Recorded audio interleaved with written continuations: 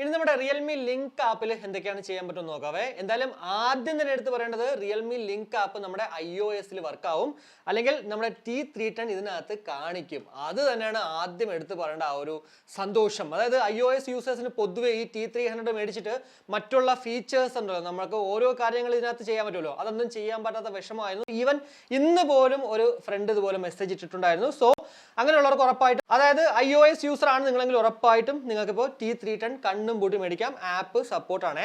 എന്തായാലും ഓപ്പൺ ചെയ്യുമ്പോൾ തന്നെ നമ്മൾ കണക്ട് ചെയ്തിട്ടുണ്ടെങ്കിൽ ലെഫ്റ്റും റൈറ്റും ഒക്കെ ഇൻഡിക്കേറ്റ് ചെയ്യുന്നുണ്ട്, ബാറ്ററി പെർസെൻറ്റേജ് കാണിക്കുന്നുണ്ട്. കൂടാതെ നോയ്സ് ക്യാൻസലേഷൻ നമുക്ക് ഇവിടെ മാനുവലി ഓണും ഓഫും ആക്കാം. അതായത് നോയ്സ് ക്യാൻസലേഷൻ ഓൺ ആക്കാം, ഓഫ് ആക്കാം. കൂടാതെ ട്രാൻസ്പെറൻസി മോഡിലേക്ക് പോകാം.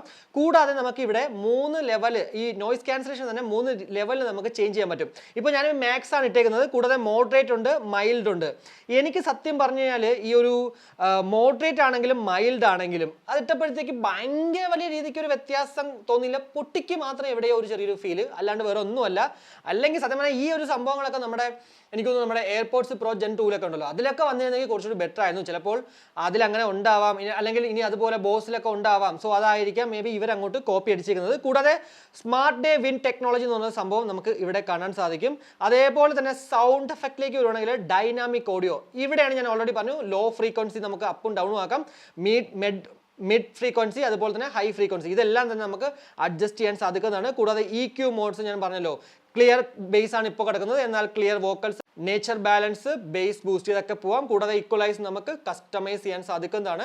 അതുപോലെ തന്നെ സ്പേഷ്യൽ ഓഡിയോ നമുക്ക് ഇവിടെ വന്നിട്ട് വേണം ഓണും ഓഫും ആക്കാനായിട്ട്. കൂടാതെ വോളിയം എൻഹാൻസർ, നിങ്ങൾക്ക് പാട്ട് കേട്ടോണ്ടിരിക്കുമ്പോഴത്തേക്ക് അത്രയും പോരാ, കുറച്ചുകൂടി എൻഹാൻസ്ഡ് ആക്കണമെന്ന് ഫീൽ ഉണ്ടെങ്കിൽ ഇവിടെ വന്നിട്ട് ഓൺ ആക്കുക. ഇനി അതല്ല എൻഹാൻസ് വേണ്ട എന്നുണ്ടെങ്കിൽ ഇത് അങ്ങോട്ട് വന്നിട്ട് ഓഫ് ആക്കുക. കൂടാതെ ഡ്യുവൽ ഡിവൈസ് കണക്ഷൻ നമുക്ക് ഇവിടെയാണ് ഓൺ ആക്കേണ്ടത്.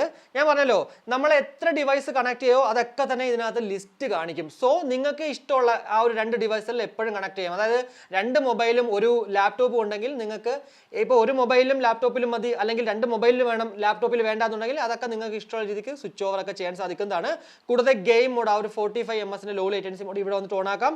പിന്നെ ഇയർബഡ്സ് ഫിറ്റസ്റ്റ് ഉണ്ട്. കൂടാതെ മൈൻഡ് ഫ്ലോ മോഡ്, ഇതെനിക്ക് പേഴ്സണലി നല്ല രീതിക്ക് ഇഷ്ടപ്പെട്ട ഒരു സാധനമാണ്. പ്രത്യേകിച്ച് ഇതിൻ്റെ ആ ഒരു മെഡിറ്റേഷൻ മോഡ്, അതായത് മെഡിറ്റേഷനൊക്കെ നമ്മൾ ഓൺ ആക്കുമ്പോഴത്തേക്ക് നല്ല ഒരു ബാക്ക്ഗ്രൗണ്ട് മ്യൂസിക് കേട്ട് നമുക്ക് കണ്ണടച്ച് സുഖമായിട്ടിരിക്കാൻ പറ്റും. കൂടാതെ ഉറക്കം വരുന്നില്ലെങ്കിൽ അതേപോലത്തെ ഇതേപോലെ ബാക്ക്ഗ്രൗണ്ട് ഇതൊക്കെ ഇട്ട് നല്ല രീതിക്ക് നമുക്ക് എന്താ പറയുക, മനസ്സ് നല്ല രീതിക്ക് അങ്ങോട്ട് കാമാകും. അതേപോലെ തന്നെ നമുക്ക് കുറച്ച് ഹാപ്പിനെസ് ഉണ്ടാവും ഇതൊക്കെ ഇങ്ങനെ കേൾക്കുമ്പോഴത്തേക്ക്. സോ അതിനുവേണ്ടി തന്നെയാണ് ഈ ഒരു മൈൻഡ് ഫ്ലോ മോഡ് എന്ന് പറഞ്ഞ സാധനം കൊണ്ടുവരുന്നത്.